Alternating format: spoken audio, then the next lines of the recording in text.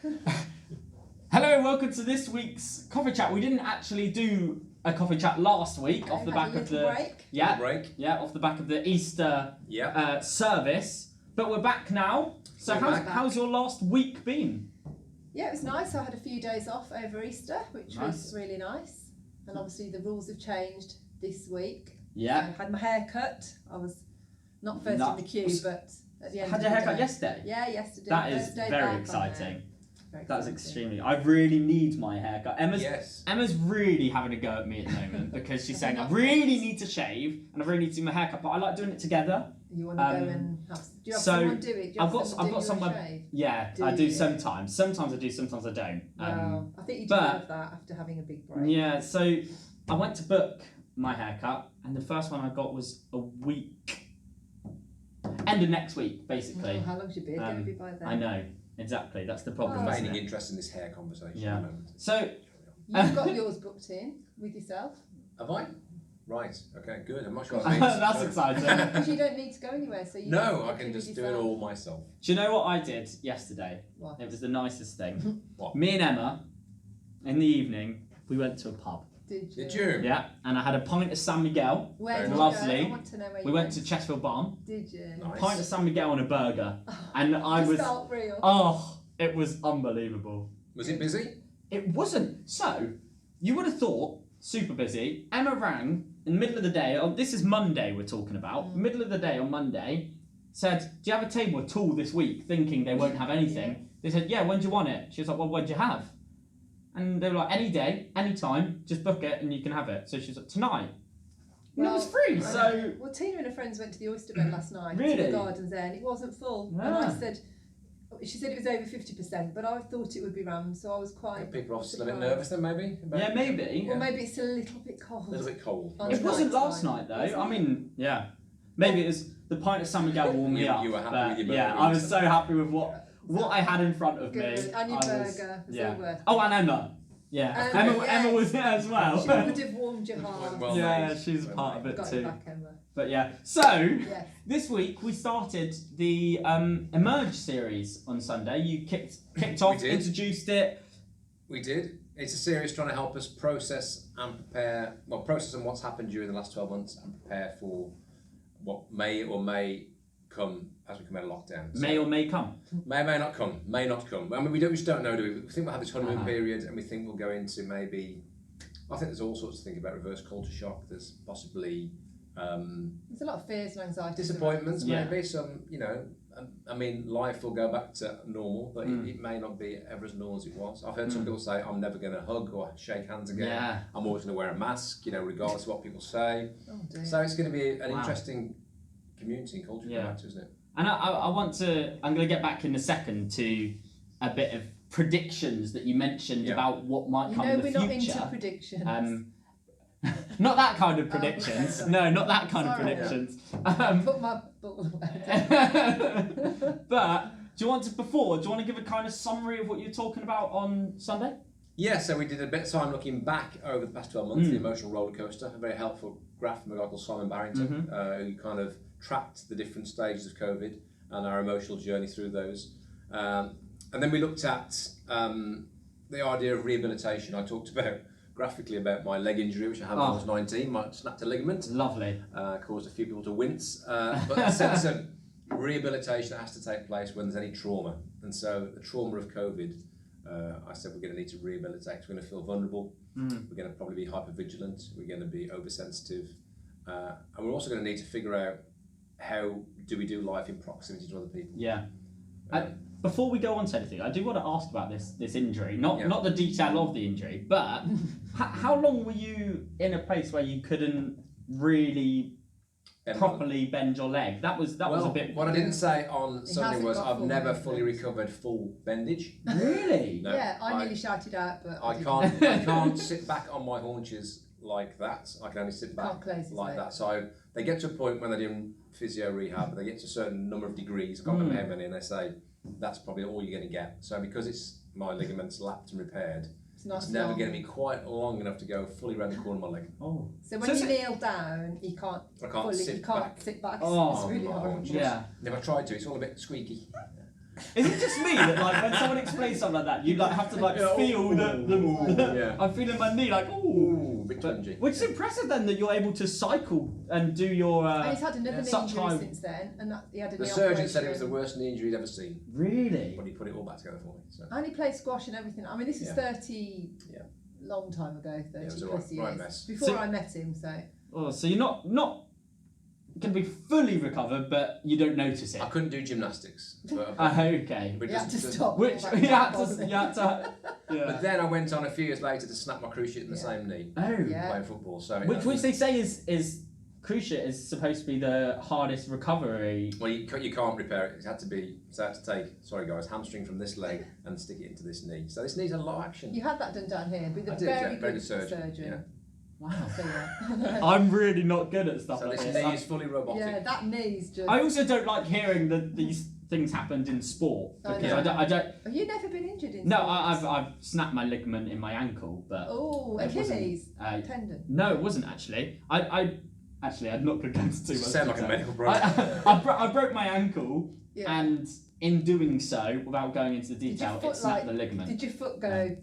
It didn't, no. And we're going to move on because I don't like this, and there'll be some people watching that almost don't you'll like be it. past Almost that. don't like this, yeah. We're all So, a bit cold and clammy. Carry on. so, But the word you used was. Proprioception. oh, nice, well done. Thank Look you. at that was so Proprioception. smooth. Well, I couldn't remember the word, but. It's a fancy word meaning you have to learn where that part of your limb is in relation to the rest of your body. So you were saying that we need to learn how we're going So to relate in proprioception the is new about world. when you've damaged your ligament or your leg or your limb, your brain has to relearn how to work that in relation to everything else. And so we have to learn proprioception in Gonna relation. have to. How do we relate to somebody in our proximity? Because we haven't had people, and you see people, as I said on Sunday, people dive out of your way sometimes in supermarkets. Yeah. They don't want to be anywhere close to anybody. Yeah. But there will be an appropriate distance we have to get back to. Yeah. What something that you touched on for a little bit before you going into this, looking at the future. You saw. I need to.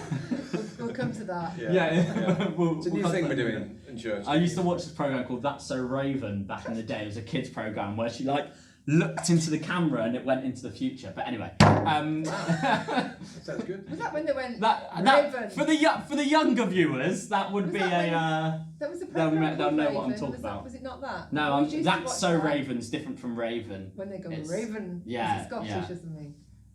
When it's anyway, when he's got the stick and you're thinking, yeah, I know. Really far and wide. I know what you mean. Not Anyway, that this is such a crazy one.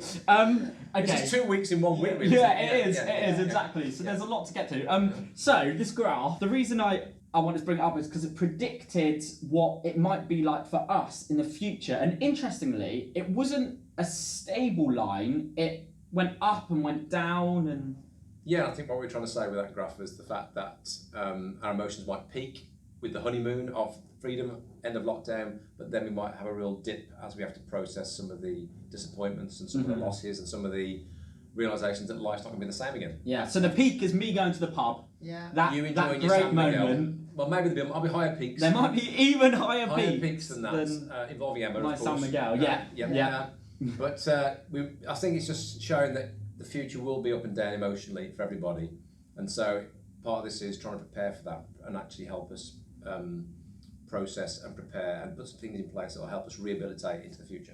Yeah, so what are these things? You talked about a few things that could be put in place for that moment. We talked about A trellis. a trellis, which is kind of the Latin name that was given to it, what they call a rule of life. Some things that we could put in place under 4 areas. Now, quick pop quiz. Can you remember the 4 areas that I talked about? Oh, you cannot do this on to us. Sunday? Prayer. Rest Work.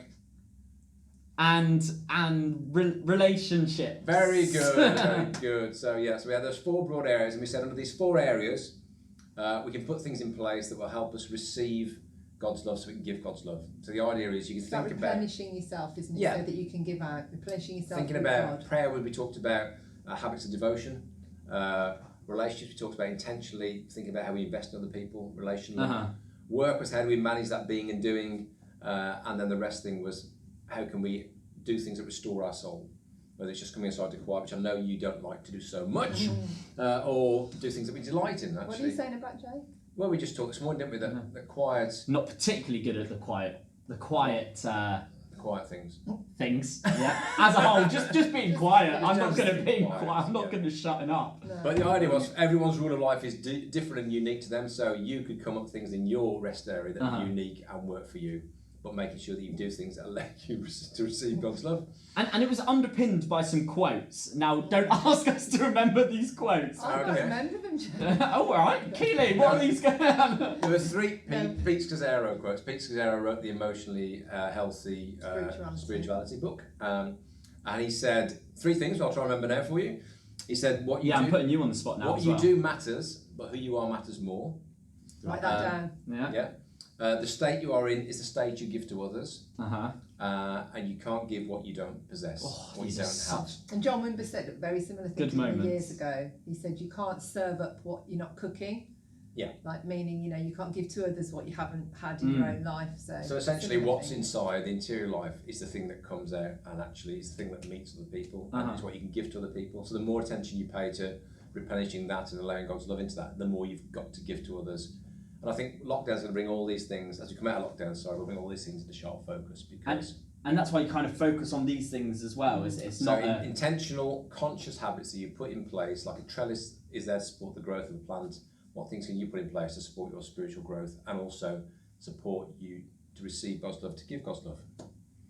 Interesting. So your homework is to think about no. is to think about a couple of things under each area that you could put in place for your particular rule of life that's unique to you, that would help you consciously involve God in every area of your life every day. And next week I'm going to be talking about how we process the grief and loss that we've been through over the last year, because that's really important, that we don't just, the danger is we go out Nice quickly. soft topic, Yeah, easy soft topic that you've got not to... too depressing, I've no. just got to, take us through the grief. That's the strap line, not too depressing. Riverside Church, not too Not depressing. too depressing. There is hope, obviously, but if we grieve well, then there is hope that we come out and we're equipped to face, because life is all about loss. But I'm not going to talk about that this week. No. But it's We're on the high at the important. moment of your beer garden experience. Oh, But absolutely. it is Don't take important. me down that graph right now. No, Yeah. Down the So big what I was going to say earlier is I was noticing that we're very colour coordinated today. Yeah. I know you won't notice no, this. I Stuart, absolutely but, won't notice this. Just was looking at the greens and the blues and thinking, oh, you did well this morning. Thank you.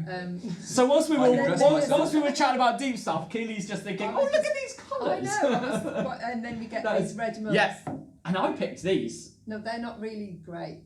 I'm just saying they're quite. I suppose they're all one colour, Jake. Yeah, I thought I'd done quite well there, but it's all right. Are we going to give a shout out to Kate James? Yeah, Kate James, we love you. Kate's an old Yeah, friend. don't know you who Kate James- She's not old. She's about 31. A young old friend. She's a young old friend, but she messaged Wow. us last week to say she was watching it. She loves you, and yeah, it's like putting on old slippers watching us. Apparently. I Oh, like being an old there we go. Yeah. She didn't actually There say we that, go. Kate. That's not your words. she was saying. That's what Keely wanted you Yeah, to she say. was So just saying the madness that we are portraying in Coffee Chat. We've got a few friends who are just finding that either amusing or comforting. I don't know which Or a one. distraction. Or a Yeah. distraction. oh, distraction from something. Anyway. Yeah. So anyway, hi to Kate. Well, great to have you with us, Kate. Then, hey. Cool. Well, let's end it there, shall we? I think we Before we should. go on for Call too it long. a coffee and- chat. Yeah. Yeah. So yeah, great. We're calling it a coffee chat. See you next See you next week. See ya. Bye. Bye. Bye.